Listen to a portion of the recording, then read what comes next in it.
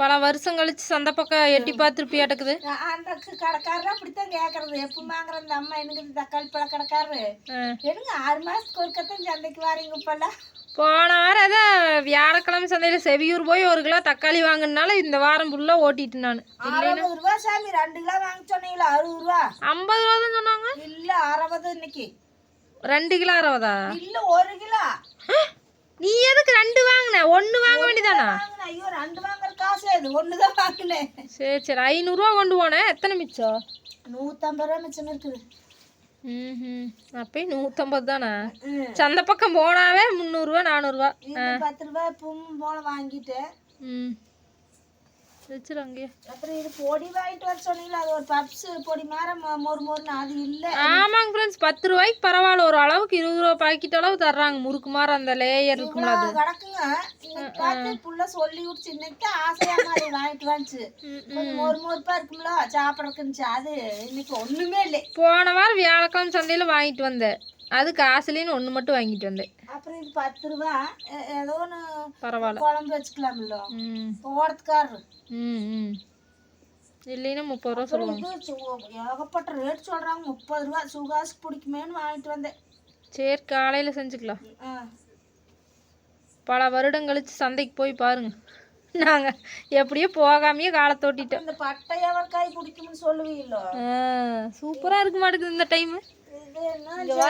5 20 இல்லை இந்த மாதிரி சொத்தையே இல்லாமல் அதிகமாக ஒரு சில பக்கம் தான் ஓவரா அடிச்சிருப்பாங்க. சொத்தை இல்லாத இருக்கிறதுக்கெல்லாம் மருந்து நிறைய போட்டிருப்பாங்க. ஆமாம் ஆமாம். நம்ம 4 காய் பிடிக்குது, அதுலேயே அத்தனை சொத்தை உழுகுது. இன்னைக்கு பொள்ளாச்சி சப்ஸ்கிரைபர் வந்து கேசரி செஞ்சு கொண்டு வந்துடுறாங்க. ஆமாங்க, அது சூப்பரா இருந்துச்சுங்க நண்பர்களே. நான் வந்து ஏன்னா கப்பில் மூடி வச்சுக்குதுன்ட்டு நான் சொல்றக்கே மறந்துட்டேன். எப்பவுமே எடுத்து பார்க்க மாட்டேன். ஏதாச்சும் சமையல் ரூமுக்கு போகணும் இல்லைன்னா கப்பில் மூடி வச்சுக்குது. என்னாச்சும் காய்கறி வணக்கி மஞ்சள் கலர்ல ஒரு அப்படி டேஸ்ட் எல்லாமே அளவா போட்டுக்கிறாங்க. சூப்பரா. எப்பவுமே அவங்க அப்படித்தான். ஃபர்ஸ்ட் டைம் கொண்டு வந்தோமா இனிப்பு கரெக்டா போட்டுக்கிறாங்க ஃப்ரெண்ட்ஸ். எதுவுமே திகட்டுற மாதிரி இல்லை. அதனால நல்லா இருக்குது.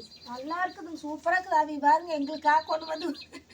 ஆமா, அது நிறைய கொண்டு வந்துடுறாங்க பாவம். வேண்டாங்க அப்படின்னா 2 நாளைக்கு நாங்கள் வச்சு சாப்பிட்றோம் கொண்டு வந்துடுறாங்க. பூண்டு 60 ரூபா காக்கலாம்.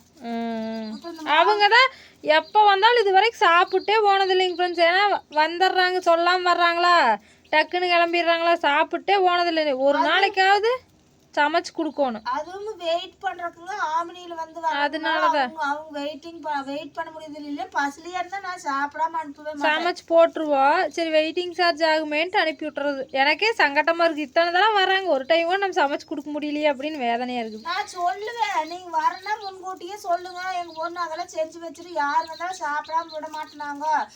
அடுத்த டைம் அப்படித்தான் பண்ணணும். தக்காளி சாப்பாடாவது செஞ்சு தயிர் வாங்கியா செஞ்சு வச்சிரு. பூண்டு எவ்வளவு? 60 ரூபா காக்கல.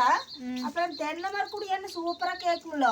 அந்த வண்டியில இருந்து விழுந்ததுல இருந்து சாமி அது எலும்புல என்னமோ பட்டுச்சாட்டு இருக்குது. நம்ம எண்ணெய் போட்டோம்னா முழங்கால் வலியில ஒரு துளி இல்லாத அப்படி நல்லா இருக்கு. 2 நாளைக்கு தேய்ச்சனா போதுச்சு. அப்படி சூப்பரா நடப்பேன். ஒண்ணுமே வலி இருக்காது. இது காலத இப்படி பண்ணவே முடியறது இல்லை. இப்படி பண்ணாவே வலிக்குது. அது எங்கேயும் எலும்புல என்னமோ இதாச்சாட்டு இருக்குது. தென்னை மரக்கூடி எண்ணெயும் இல்லைங்க. அது ரொம்ப ரேட்டுக்கு தென்னை மரக்கூடி எண்ணெய் இப்ப வர்றது இல்லைங்கிறாங்க அந்த மளிகை கடையில. நீங்க அந்த ஹோல்சேல் ரேட் கடையில் போனீங்கன்னா வாங்கிட்டு வாங்க. அது ஒண்ணுதான் மிஸ் பண்ணிட்டு வாங்கிட்டு வராது வந்துட்டு. அப்புறம் வந்து இது பீட்ரூட் கிழங்குமே களிக்குறத்து பீன்ஸ் கேரட்டுமே நல்லா சேர்ந்து 350 ரூபாய் ஆயிருக்குது. ஓகே இரு ஃப்ரெண்ட்ஸ், இங்கே பாருங்க டபுள் எக்ஸல் வந்து இந்த கலரெல்லாம் இருக்குது பார்த்துக்கோங்க. யார் யாருக்கு நைட்டி வேணுமோ மெசேஜ் பண்ணுங்கள். ஸ்க்ரீனில் தெரிகிற நம்பருக்கு. பஃப் ஹேண்டும் இருக்குது, பஃப் இல்லாததும் இருக்குது. 2 விதமாக இருக்குது. இதெல்லாம் டபுள் எக்ஸல். பார்த்தா பண்டல் பிரிச்சுருக்குறேன். பார்த்துட்டு எது வேணுமோ சொல்லுங்கள். ஸ்க்ரீனில் தெரிய நம்பருக்கு வாட்ஸ்அப் பண்ணுங்கள். இன்னும் இருக்குது நைட்டி. இப்போதைக்கு இது மட்டும் எடுத்து வச்சுருக்கிறேன். வேணும்னா தேவைப்படுறவங்க கால் பண்ணுங்கள், மெசேஜ் பண்ணுங்கள். சாமி 10 ரூபாய் ரேட் கொடுத்துருக்குறாங்க. சூப்பர் சூப்பர், நல்லா இருக்குது, ஃப்ரெஷ்ஷாகவும் இருக்குது. இது 20 எப்பவும் போல பட்டர் பீன்ஸ்.